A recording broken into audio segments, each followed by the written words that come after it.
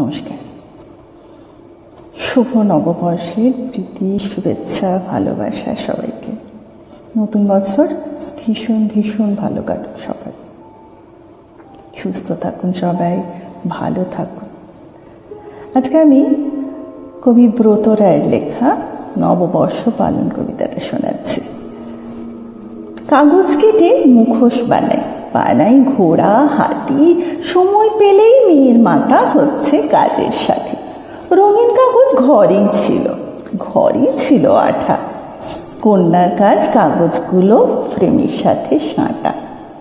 বাজার যাওয়া যাচ্ছে না রোজ, সবজি যেটুকু মেলে তাতেই হবে 2-3 পদের ভর্তা হেসে খেলে। পাস্তা রাঁধার রেসিপি তো দিয়েছিলাম আগে, হারিয়ে গেলে আবার দেব যাদের লাগে। খই, মুড়ি, গুড় ঘরেই আছে, আনতে হবে ফল।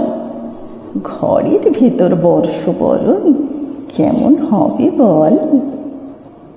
শুভেচ্ছাটি জানিয়ে দেব অনলাইনে, ফোনে। খারাপ লাগুক, আমরা তবু থাকবো ঘরের কোণে। আয়োজনের বহর দেখে আসছে জিভে জল। আমি আবার নয়তো মোটেই অতিথি বৎসর, দরজা থেকেই ফিরিয়ে দেব পত্র পাটি বিদায়। রিক্সা ভাড়া তোমার যাবে, আমার তাতে কি দায়। নমস্কার।